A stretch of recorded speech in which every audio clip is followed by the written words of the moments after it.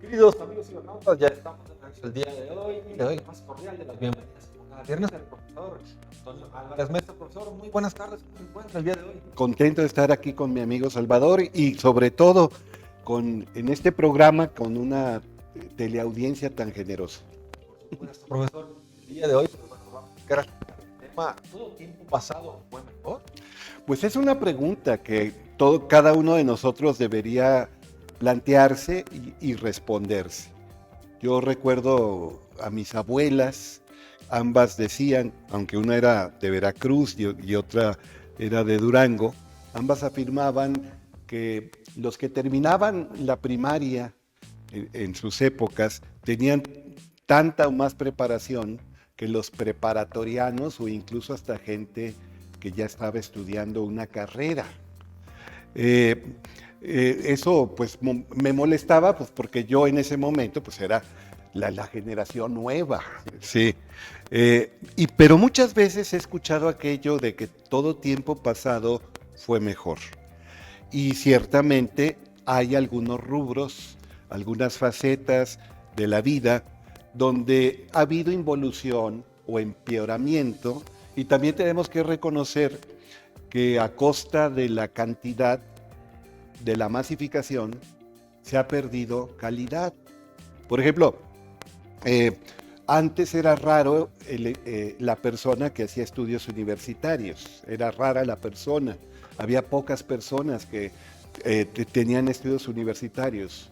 Hoy hay millones, pero la verdad, algunas de esas personas parecen analfabetas, tienen un léxico paupérrimo, no acostumbran leer, desconocen mil cosas que son de sentido común y de cultura general, y sin embargo, a pesar de su licenciatura, de su maestría e incluso de su doctorado, pues son ignorantes en extremo. Sí, en algunas cosas se puede decir que ha habido una involución, pero también, por ejemplo, ha habido avance en la observancia, en la conciencia y en la defensa de los derechos humanos. Nos hemos dado cuenta también que las sociedades tienen que ser más incluyentes, menos discriminadoras, menos agresivas con las personas que son diferentes. El clasismo, el racismo, el sexismo, aquí en México le llamamos machismo, y todos los males de ese jaez, es bueno que vayan retrocediendo y será mejor que desaparezcan por completo. Pero no todo tiempo pasado fue mejor. Hay quien idealiza los tiempos pretéritos. Bertrand Russell decía, el que era maestro en las más importantes universidades no solo del Reino Unido, sino del planeta, y que ganó el Premio Nobel de Literatura y que fue considerado el más grande matemático de su tiempo, un gran divulgador científico también. Decía, hay quien idealiza, por ejemplo, el Renacimiento, o peor aún, hay quien idealiza la Edad Media. Pues a esos amigos míos académicos que se la pasan leyendo de aquellas épocas, dudo que les gustaría vivir una semana en aquellos tiempos.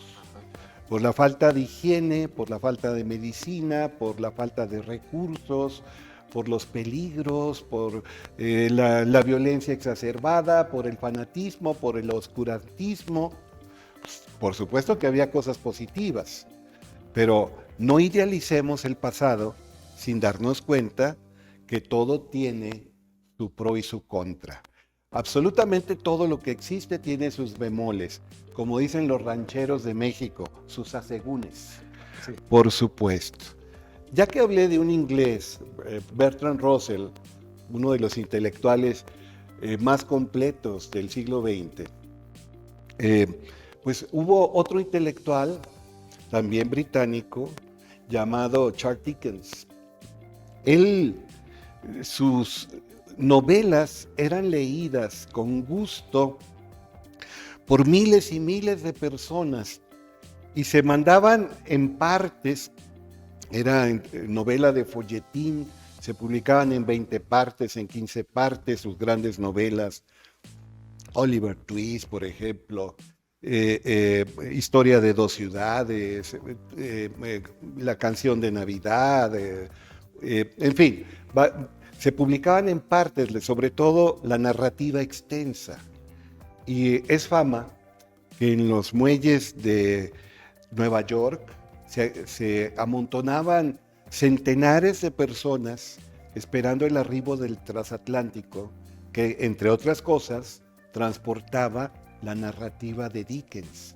Estaban afanosos, ansiosos por leer las novelas del gran poeta en el sentido amplio del término, él era más narrador, Charles Dickens.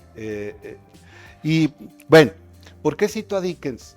Porque Dickens, en una de sus frases, dice, de Historia de dos ciudades, así empieza: era el peor de los tiempos y era el mejor de los tiempos.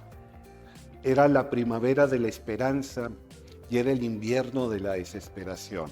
Era un tiempo de sabiduría y también de locura. Era un tiempo de abundancia y también de escasez. Se refiere a los albores de la Revolución Francesa en París y en contraste a la ciudad apacible que es Londres en la misma época. Bueno, pero simultáneamente era el peor de los tiempos y era el mejor de los tiempos. La primavera y la esperanza y el invierno de la desesperación. Sí, así es la vida. En la vida, todo, como dicen los rancheros, sale junto con pecado. Y hay que estar con la capacidad, la disposición, la sana actitud de dejar a cada día su propio afán y de ir solventando las cosas, resolviendo los problemas, superando los obstáculos conforme se van presentando.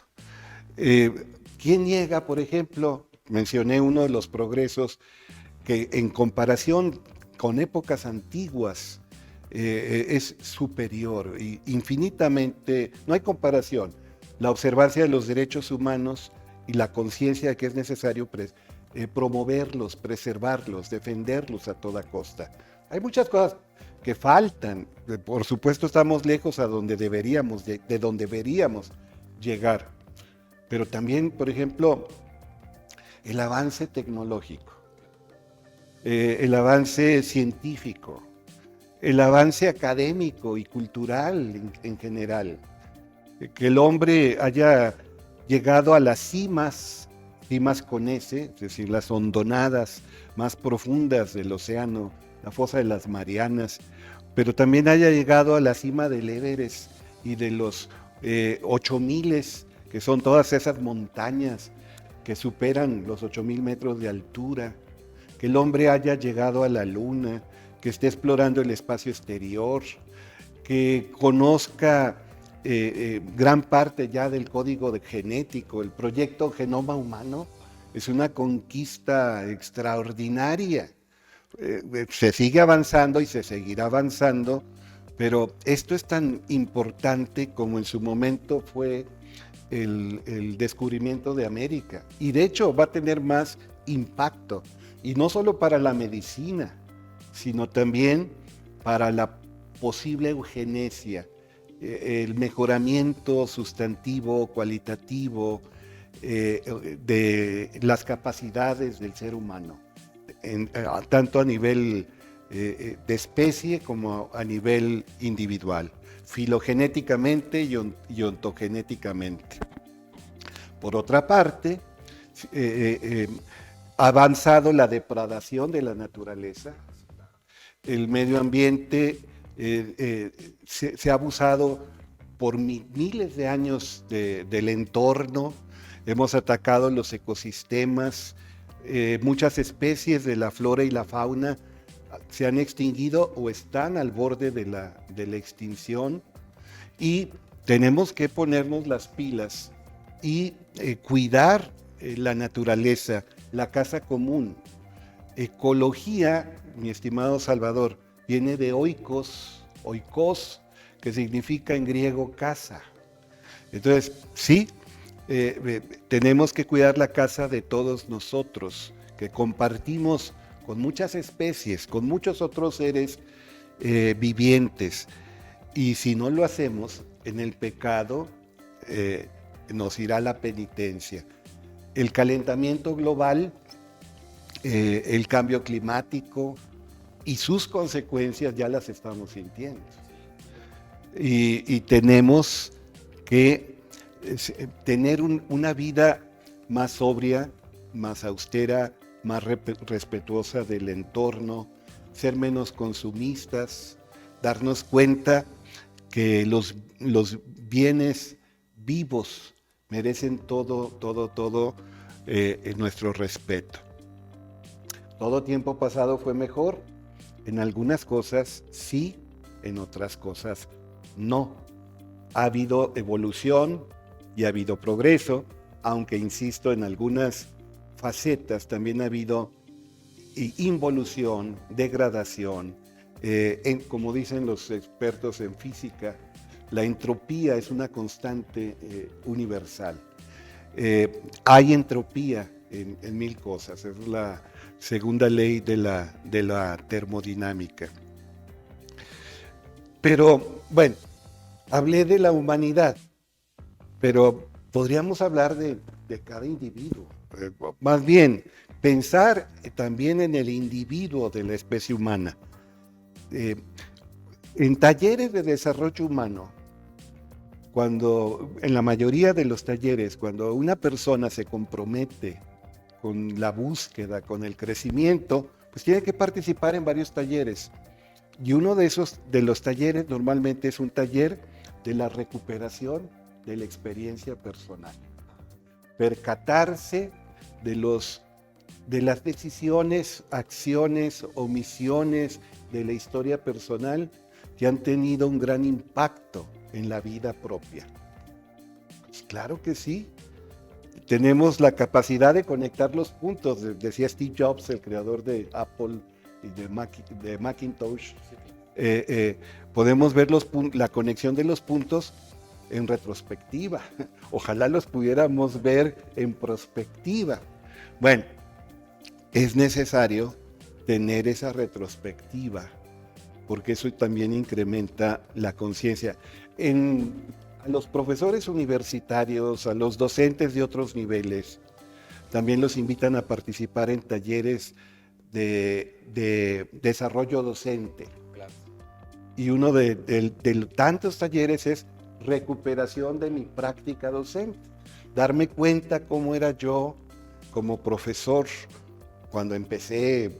Hay gente que tiene 2 años. Cuando empecé hace 4 décadas y estoy a punto de jubilarme, en mi caso ya me jubilé, o llevo 7 años y darme cuenta de cómo he trabajado, qué he aprendido, qué mañas he adquirido, qué cosa me conviene y qué cosa no me conviene en esos años. Bueno, era el peor de los tiempos, era el mejor de los tiempos, la primavera de la esperanza, el invierno de la desesperación. En un matrimonio, en una familia, en una amistad.